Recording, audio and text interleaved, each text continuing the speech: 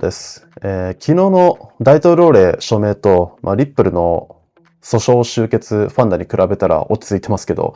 イーサレムが$4000突破してたり、アルト方面では明るい兆しが見えます。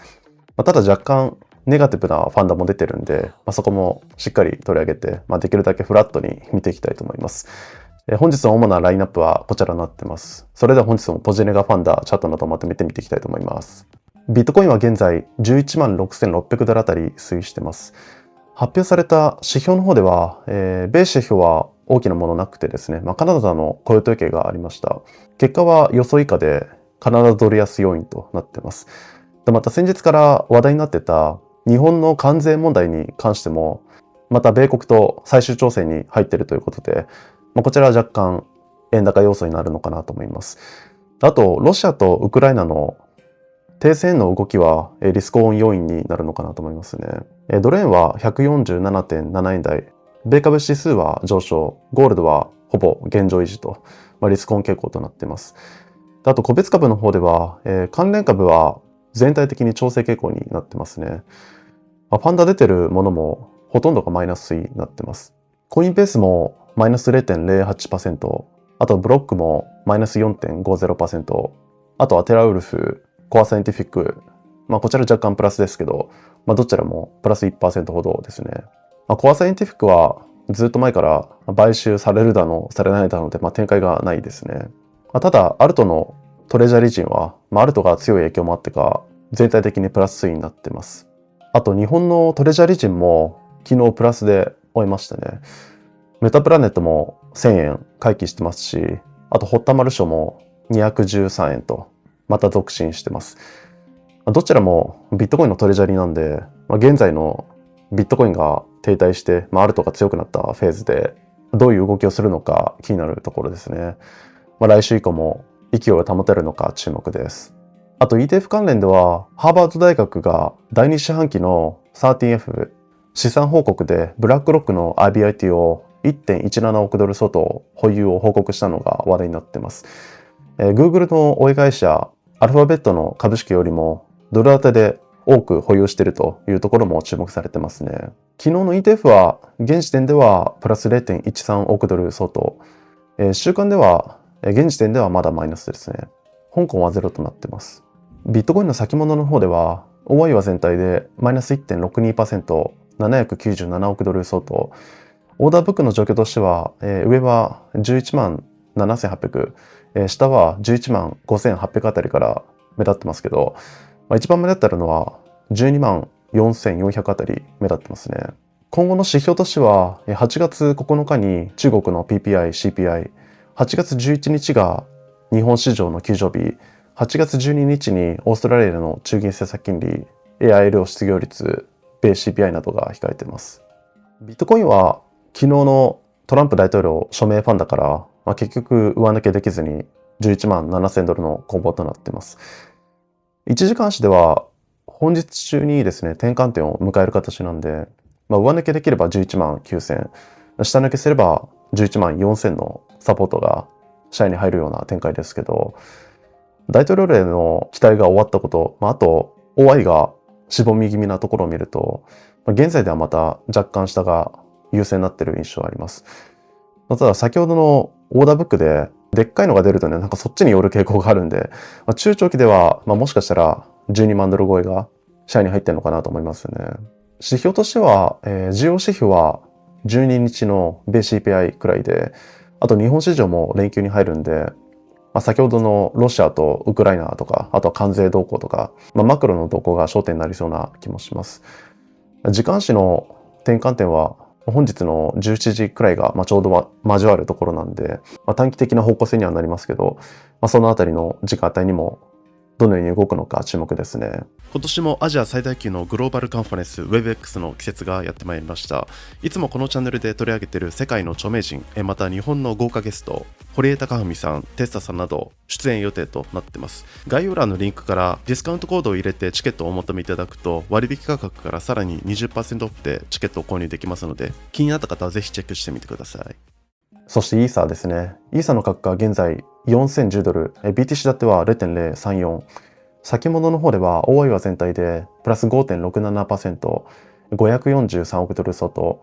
ETF は現時点ではプラス 0.72 億ドル相当。こちらもまだ週間ではマイナスです。香港は更新なしとなっています。イーサ関連の話題では、イーサ財団の共同事務局長スタンチャック氏が不作アップグレードの遅延を示唆しています。不作は今年の第4四半期までにアップグレード完了を目標としてるんですけど、それが遅れる可能性があるということで、コア開発者に集中することを指示。で、またその次のアップグレード、グラムスターダムの話に関しても、不作のテストネット公開まで控えるよう指示してます。イーサのアップグレードはね、もう遅延が当たり前になってきてるんですけど、イーサにとっては若干ネガティブなものになってますね。あとこれは先日取り上げたトレンドキャッシュのローマン・ストーム氏の裁判を支援するためにイーサ財団が50万ドル相当寄付を予定しているということも一部で注目されています。昨日ですね、もうほぼ上が優勢だという話しましたけど、ドル建てでも4000ドル突破してまして、BTC 建ても前から見てたこの 0.035 の攻防となっています。やっぱりこのあたりが意識されているのか、一旦折れた展開になっていますね。ただ OI もまた増加してるんで、さらに続伸する可能性もあります。で、冷やしレベルだと 0.033 あたりがサポートになってますけど、こちらも一旦調整後にですね、次 0.037 の攻防に迎えるのか注目ですね。あとその他の動向では、アンカーポイントフィナンシャルが香港でステーブルコインのライセンスを申請。こちらはアニモカブランズ、スタンダードチャータード銀行、HKT の合弁会社ということで、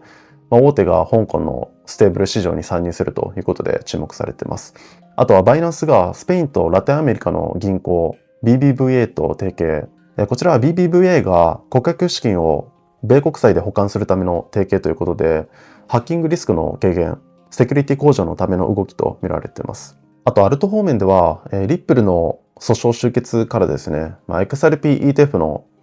承認期待が高まってますけども、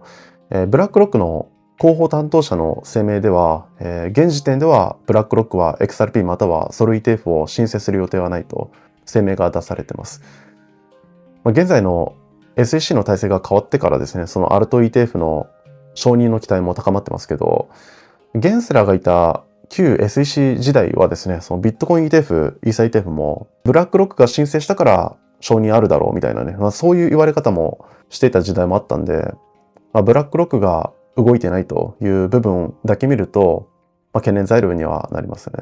あとはスイファンデーションがスイスのデジタル銀行シグナムと提携、機関投資家向けにスイのスポット、デリバティブ取引を提供開始。で、また今後数週間以内にステーキング、また第4四半期以降には水担保のローン提供も開始する予定とされています。あとはヒューマニティプロトコルがメインネットを立ち上げ、これも随分前からですね、手のひら認証で話題になってましたけど、ワールドの競合として注目されています。あとはハッキング被害で話題になったクレディクスがサイトや SNS を削除して逃亡疑惑が出てます。当初はね、これハッキングで450万ドル相当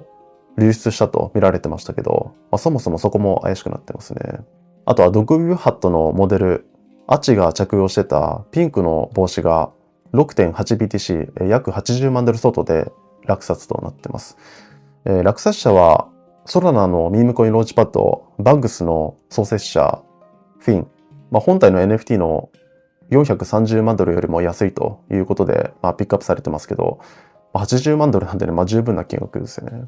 あと、アルトのチャート的には、対象銘柄は水ですね。3.9 ドルの抵抗で、何度か弾かれてる展開になってますけども、日足の抵抗は抜けてるんで、次4ドルの攻防がシェアに入りそうですけども、続進できるのか注目です。あとは XRP ですね。3.3 ドルから上値を崩している状態です。先ほどのブラックロックの声明の影響もあるのかなと思うんですけど、当面はこの 3.6 ドルの攻防がシェアに入っていると思います。こちらも続進できるのか注目ですね。今日はこのとこですかね。ある程度期待が落ち着いてネガティブなファンダが目立っている印象ありますけど、この落ち着いた週末でまた新たな材料が出るのか注目です。次回は何もなければ火曜更新となります。何かありましたらコメントいただけるとありがたいです。よければチャンネル登録とグッドボタンよろしくお願いします。